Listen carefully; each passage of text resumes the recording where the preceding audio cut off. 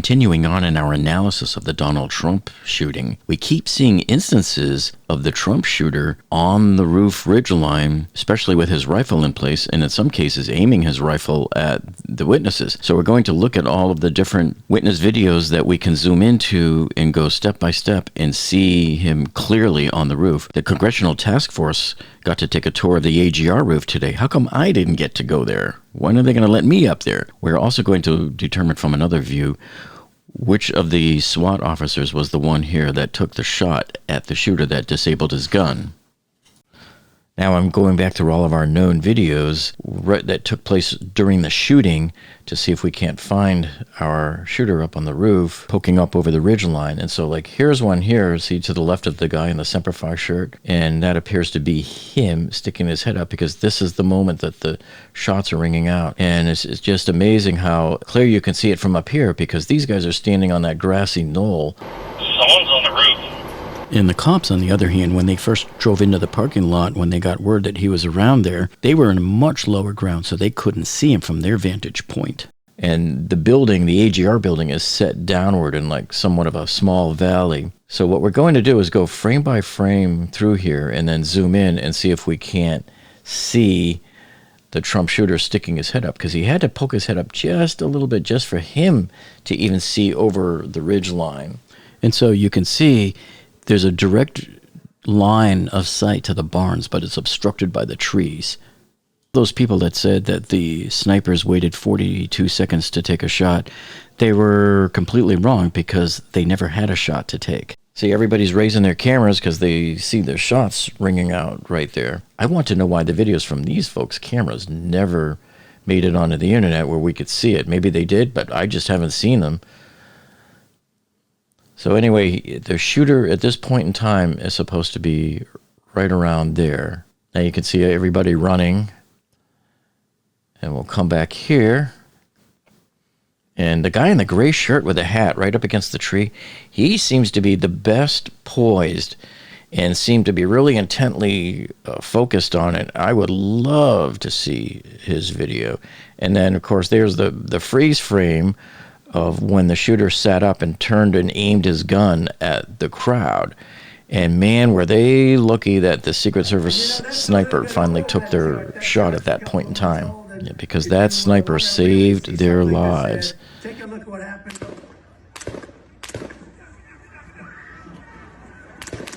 So now I'm going to do some more frame by frame, and you're going to see him poke up right around over here. See right there? That is much more pronounced where he's really sitting up at that point in time. See right there? He's likely already been disabled by the SWAT officer that was on the ground. But there you can see just how unbelievably tall he's sitting up there right now. Look at his top of his head. And that should put him in line of sight perfectly for the Secret Service sniper team, the South Hercules team. And, of course, those trees right there are blocking the North Hercules team. So the North team cannot see him, but the South team can, and they're going to take their shot right around this point in time. Let's step through it a little bit more here. We're going to go around this guy in the Semper Fi shirt. And there he is. He pops up again on the left-hand side. Look, there he is. It's actually very clear at that point, what you can see him there. And just look at his height above the roof. That was his fatal mistake. And you know what? He was probably trying to get killed anyway. I don't think he intended to survive that. I don't think anybody would want to be spending time in jail. And again, there's that tree, the two trees there. See, there's two trees that blocks that view from the North Secret Service team. That's why all of those people that were saying, well, why didn't these guys take him out? Why were they sitting there for 42 seconds and not taking a shot? Because they had no shot. Not until he started shooting did the South team finally lock on, and there he is sitting up, and he just gave them a good open shot. And from what the reports were that we saw, they took a 1 in a million shot because they just barely saw his forehead poking up over the top of the ridge line. Because look at that angle. Even though the red barn they're sitting on is higher, that doesn't mean you can see this side, this left-hand side of that sloped roof. But you could certainly see somebody who's sitting up, and there he is just clear as day. So these are the little things that you don't notice when you're watching all of these films and they're shaky and everything's going at high speed and people are running and everything. That's why it's so important when you see these videos of the shooting to step through them frame by frame. And that's when you see him poking his little head up. See, it wasn't that long of a time window. So that's why, unless the Secret Service guys like looking through their high-powered scopes, those scopes are very narrow. And unless you're looking at the right spot, you're not going to see anything. So now we come around again. And let's see if we can see him again. Yeah, so we just zoomed out a bit. I think by this point in time, he's down. He's already dead, and he's been shot. So I'll play the shot here for you, and you can hear the crowd react to it right here.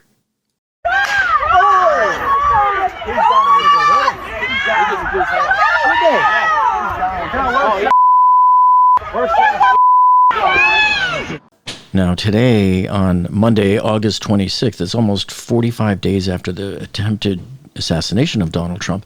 The Congressional task force who is investigating it finally made it up to the roof today, and you can see them walking around there.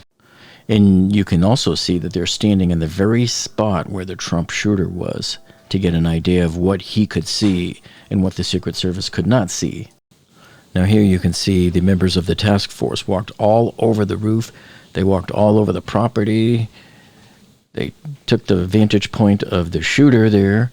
And I want to stop here. So I want to pause here to show you something. This spot right over here, this space between the two buildings, this is where that really low covered hallway is. And if you remember in the video that I showed you, so if you remember, I showed you the officer's body cam. He was way off to the left over here in the woods by the water tower.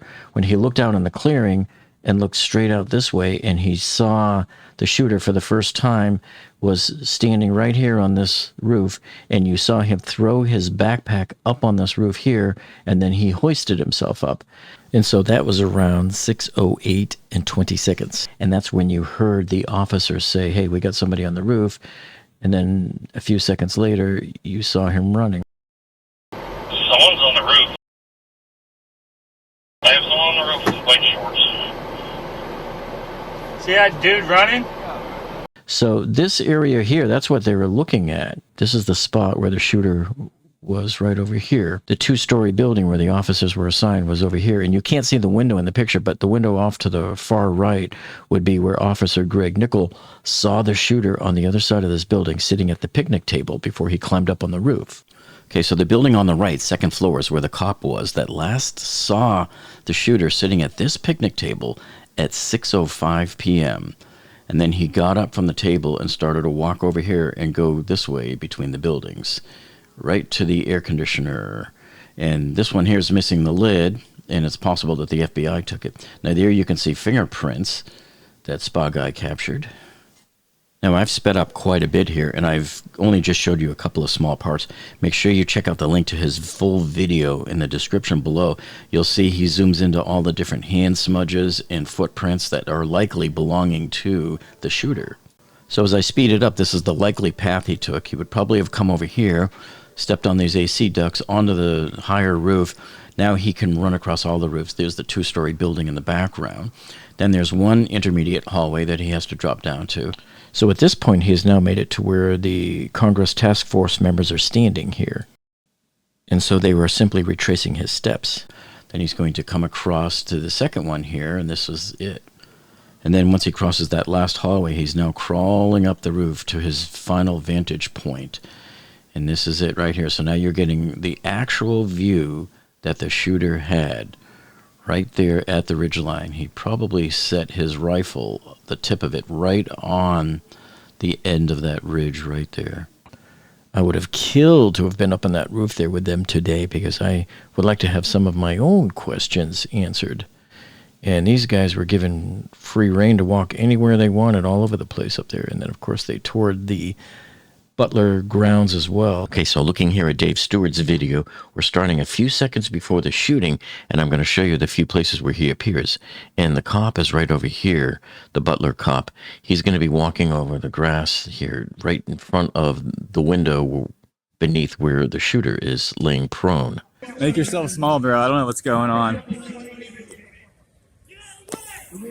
Step through right here because we're going to see him in a little bit. So the camera is actually bouncing all over the place. That's why in real time you never saw it. You could only discover this in freeze frame mode here. So see this window with the vertical pipe?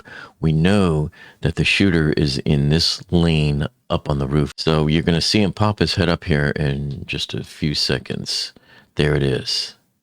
Boom. You see that?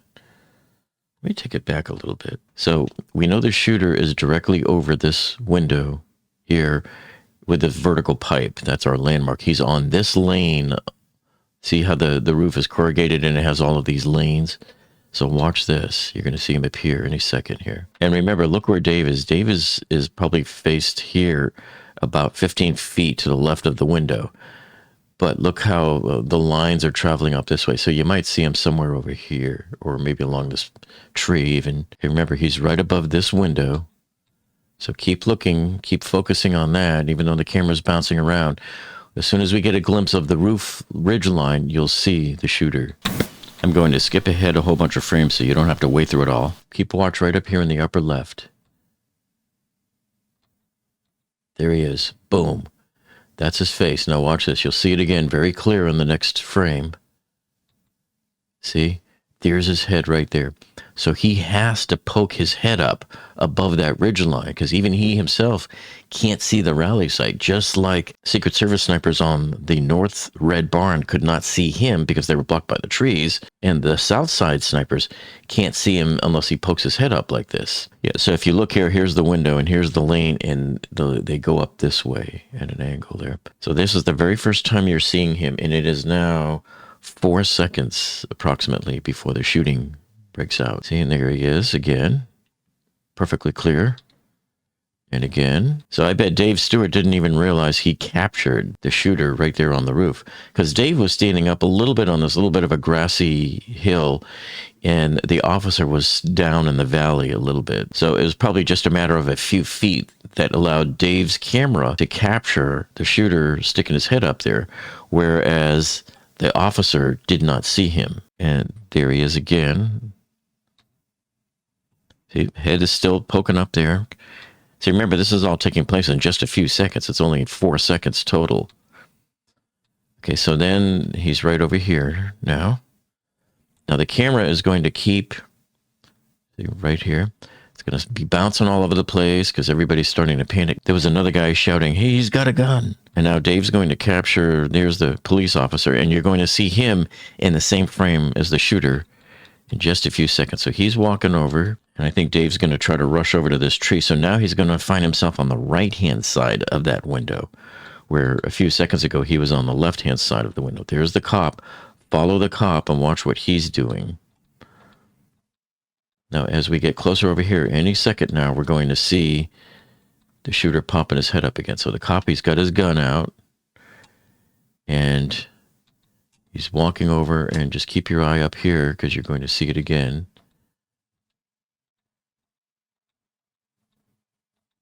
Right there. Boom. There is the clearest shot I think we've had yet of the Trump shooter with his head up. He's got the gun resting. It looks like it's resting on top of the ridge. It has to be at least elevated above that 5 or 6 inch ridge in order for him to be able to take the shot. But look at that. You can see his long hair. I can almost see part of the gray shirt there. It's just totally amazing how crystal clear the shot is. And look at this. It's just so gut-wrenching, especially if this officer ever sees this, because he's like, oh, crap, I was right there, and I didn't see him from my vantage point. See, the officer, you can see he's down the slope at the bottom of this little valley. See how the valley, it comes back up, even up here at the edge of the building. But Dave Stewart is standing up here by the tree, and it's up on a hill too. Certainly enough that Dave was able to see the Trump shooter positioned up here on this roof, while this officer is just right here. Oh, and there he is again, crystal clear. You can still see his rifle poking up over the top, and he's directly over that window, and still there again. He's moving now, so it probably looks a little blurred, or it's the camera movement. We're not sure which, but he's still right there, and still there. Still there. Still there. Gone. What? No, he's back. You can still see him a little bit right there.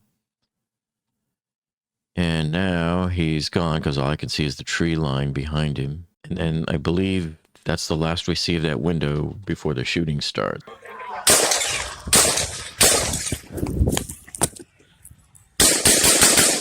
See, so once those first 3 shots are fired, this cop here now knows that he's up there. But he still didn't see him up there. So now he's going to run back to the spot where they know they can get up to the roof, most likely, and see what they can do. Or just find another vantage spot to see him. Because Dave, it looks like he is now down in the valley area by the picnic table. So you can't see, because if you look, you can't even see up the roof line either. Man, if only Dave had stayed where he was. See, he's moved around this tree to the right of it now, and he's back down in the valley. If he had stayed where he was, he would have had the perfect view of the shooter getting his head blown up. Okay, so here is another video that Dave Stewart had uploaded recently, and I'll put a link to it in the video description below for you. So this is about 27 minutes or so of time, starting about 5:38 p.m., which I'm hoping he's correct. And it seems to be because this runs up until 6:06 p.m., and Trump takes the stage over here with 3 minutes to go before the end of the video. When we know he took the stage at 6:03 p.m. But we wanted to take a look here to identify where the SWAT officer was here from this point of view, the one that we think took the shot that disabled the Trump shooter, as well as gauge the response of what the Secret Service guys are doing up in the barn as we're going to see it. So look at the beginning here on the lower left. See the timer there says we're at 0 pretty much. So we are at 5:38 and I'm going to start it. And at 5:38, there's, not a whole lot going on. We still got about 25 minutes before Trump takes the stage. Yeah, so here they are right there. And they're just kind of checking out the crowd in all different directions. So remember, their duty is sort of to face north this way. And they're scanning all over the place. So once the thing gets started, you're going to see them kind of facing north.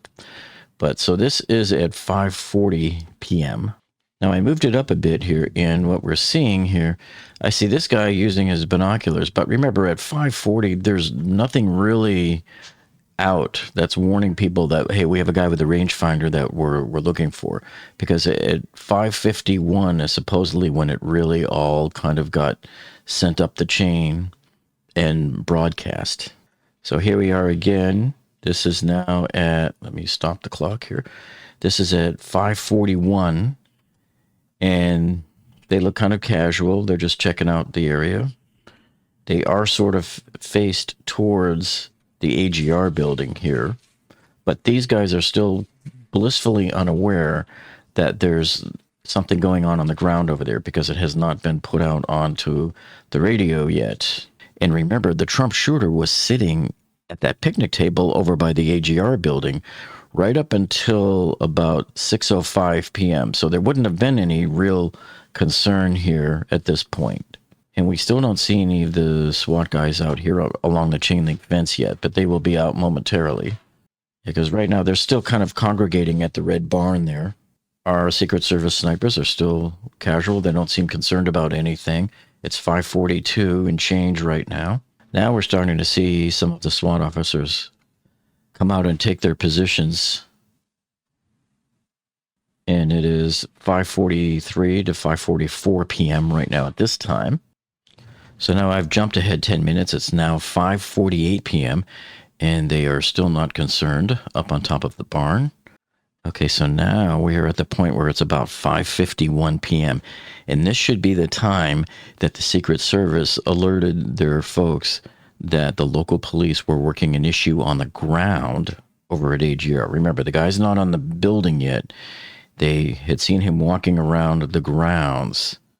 Okay, so it is now 5:53 p.m. at this point in time. And I can see these police officers over here. They may or may not be aware right now that they were looking for somebody over at AGR with the rangefinder, that they had spotted him, that they had a suspicious person. So we simply don't know. And remember, these guys are concentrating on securing this particular area here. Okay, so now, let me just stop this real quick. It is 5:54 p.m. And both of our counter snipers from the Secret Service are still up top of the barn. They're not quite facing north yet. They're still just kind of scanning the crowd, looking for threats. So again, they're not concerned because nothing has been passed to them yet. I'm not even sure at this time whether these guys are even aware that the cops were working a local issue looking for a suspicious person over by the AGR building. And here we check in at almost 5:55 p.m. The snipers are once again, they're kind of checking areas out, but more to the west and not to the north towards the AGR building. And now, let me stop this for a second. You see this girl right here in the blue dress? This is the girl that we will see later on when the shots ring out. She's going to be standing up here over at the chain link fence. And she's the one that I showed you on my video a couple of weeks ago where she had that reaction and just turned around and ran towards this area here. And she was captured running there on the body cam by the police officer that was standing back in there. And this, I believe, is our SWAT officer right here, the one that took the shot that disabled the shooter's gun and stunned the shooter. Now, we don't know if shrapnel from the bullet hit him. That seems to be the indication from Clay Higgins' report. But I believe that this is our officer. It's either him or possibly another one that we're going to see in a minute off to the left. Right there. And up goes his fist. Yeah, you got it. Fist pump. So that's him. See, he's now facing AGR. He's kind of looking over there. And at this point in time, it is now 5:56 p.m. So 10 minutes from now, Trump will take the stage. So now we're starting to see more officers coming out here. And none of them seem to be concerned or facing the AGR that much or looking over there. But remember, their job primarily is to secure this area because Trump is inside these white tents right now. And that's that truck right there. Let me stop this. This is the truck with the outriggers on it that when the shooting breaks out, as I showed you in the video a couple of weeks ago, the officer is going to be on this side of the truck. Then he runs over here to try to see what's going on. And he's standing right under this outrigger and captures the video of the SWAT officer who's standing right over here up against the chain link fence, firing that one single shot that disables the shooter's gun. And he fires it, this way towards the AGR building. And they don't seem to be, now these officers over here by the white tent, they don't seem to be too intently focused on the AGR building. It just looks like they're standing their ground because that's where Trump is, right behind them in the tent. So now it is 5:58 p.m. And there's our Secret Service snipers right here. So Trump is going to take the stage in 5 minutes, and they're still just scanning around everywhere. There's no concern on their part at this point in time. And again, I still question whether or not these guys are aware that there was something going on over there because they're still kind of milling around, talking to each other. These three officers are likely pretty alert because they are guarding this tent, but it doesn't look like anybody here is staring off at the AGR building. You would think there'd be a line of them over here with their binoculars up going, what's going on? Now, this is the other officer here that I think could be the SWAT officer. So it is now 6:01 p.m., 2 minutes before Trump will take the stage. So now the SWAT officer walks over to this area right here, and he's going to stop here, and he's kind of facing. That is why I believe this is our SWAT officer here. Now, he might shift a little bit and come over here because, remember, when the shots rang out, he was in direct line with this side of the outrigger, so he's going to be like somewhere over here.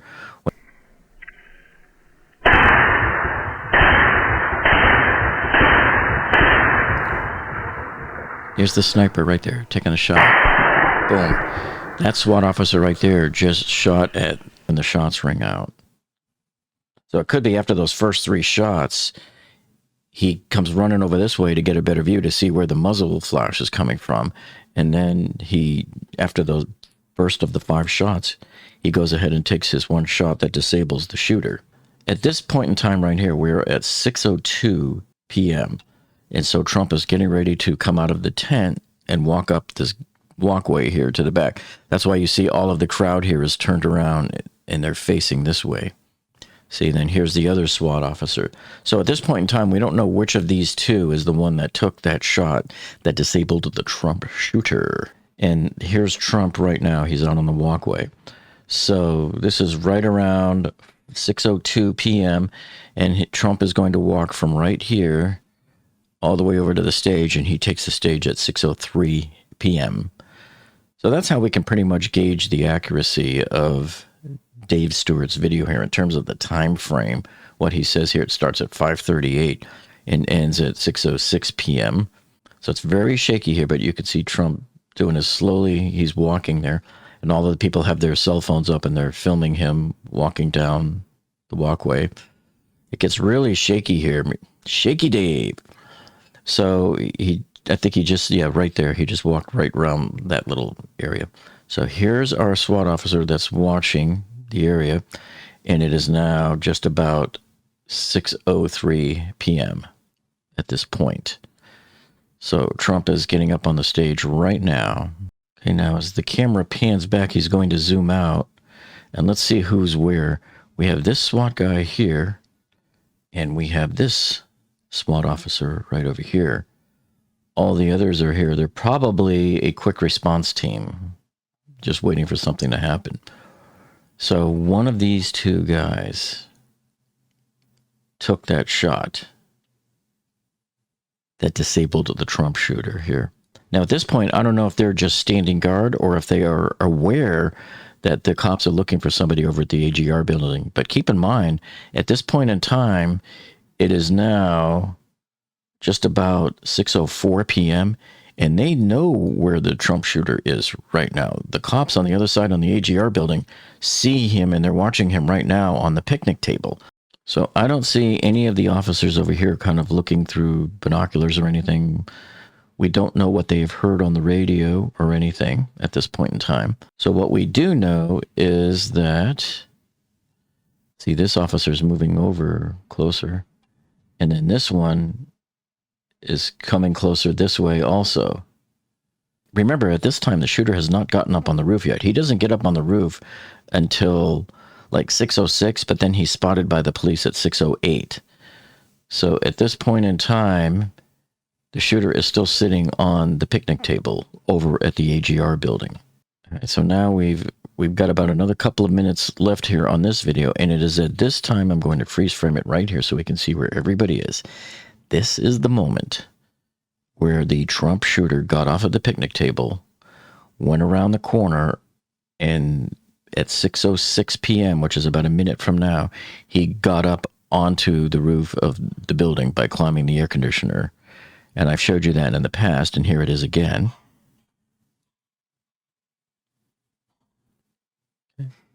So we don't know what radio communications were going on at this point in time by the local Butler snipers over at the AGR building, but we do know that this is the time that Greg Nickel lost sight of the Trump shooter as he went up and climbed up the air conditioner. Meanwhile, this SWAT officer is now walking over to the right, so it's probably not him. This is probably our guy right here, because he's more in line with the outrigger. So I believe this is our SWAT officer who took the shot that disabled the Trump shooter. So make sure if you haven't checked out these other videos here, you can start here and binge watch them and catch up on the whole series here on the Trump assassination. Because I tell you, you do not want to miss out on any of those. We have the best information out there. So thank you so much for joining us, and we'll see you on the next one.